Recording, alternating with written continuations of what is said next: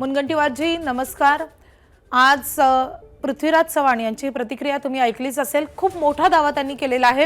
गोपीनाथ मुंडे हे काँग्रेसमध्ये जाणार होते आणि त्या संदर्भात काही बैठका झाल्या होत्या।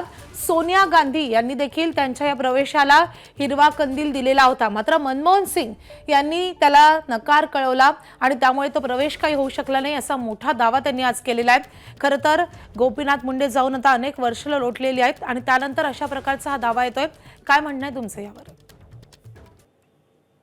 खरं तर गोपीनाथजी हे महाराष्ट्राचे नव्हे, देशाचे एक खूप महत्वाचे नेते होते, ज्यांनी गांधींचा आवाज बुलंद केला। एक ओबीसीचं नेतृत्व म्हणून त्यांनी सर्व समावेशक भावनेने नेतृत्व केलं। खरं तर आपल्या राजकारणामध्ये एक शिष्टाचार आहे की ज्यांना खंडन करता येत नाही, खुलासा करता येत नाही किंवा ज्यांना आपलं मत मांडता येत नाही, मृत्यूनंतर अशा एका सर्वोच्च स्थानावर असणाऱ्या नेत्यांबरोबर मुंडे काँग्रेसमध्ये येणार होते असं भाष्य, आणि तेही एका मुख्यमंत्री पद भूषवणाऱ्या पृथ्वीराज चव्हाणांनी करणं हे गैर आहे। खरं तर पृथ्वीराज चव्हाण साहेबांकडे आम्ही एका चांगल्या काँग्रेसच्या नेत्यांपैकी एक नेते असं बघतो, पण आज काय झालं आणि जेव्हा ते सांगताय तेव्हा पुन्हा एक वाक्य जोडताय। त्या वाक्याने ते सोनियाजींचा अपमान करताय। ते म्हणताय की सोनियाजी काँग्रेसच्या सर्वोच्च नेत्या नव्हत्या, डॉक्टर मनमोहन सिंग सर्वोच्च नेते होते।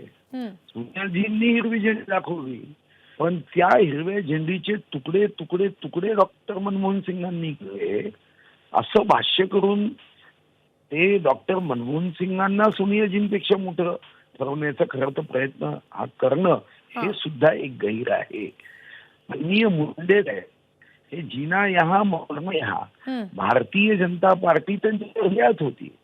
खरं तर माननीय मुंडे साहेबांबद्दल असं बोलणं आणि ते आपल्यात नसताना मला वाटतं की चांगल्या नेत्याकडून अशा अपेक्षा राजकारणामध्ये केल्या जात नाही।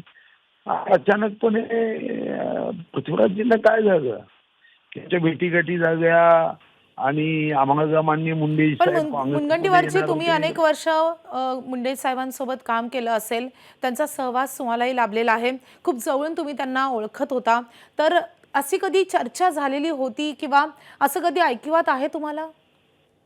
नाही, मी पुन्हा तुम्हाला एकदा सांगेल की टीव्ही चॅनल मध्ये चर्चा घडवल्या गेल्या, पण तेव्हाही गोपीनाथजी, मला आठवतं आम्ही सर्व आमदार होतो, आमच्या सर्व आमदारांच्या समवेत आणि समोर तेव्हा त्यांनी स्पष्टपणे सांगितलं की असं कसं घडेल। या पक्षाला मोठं करणाऱ्यांमध्ये ज्या नेत्यांची नावं आहेत त्यापैकी माननीय गोपीनाथजी आहे।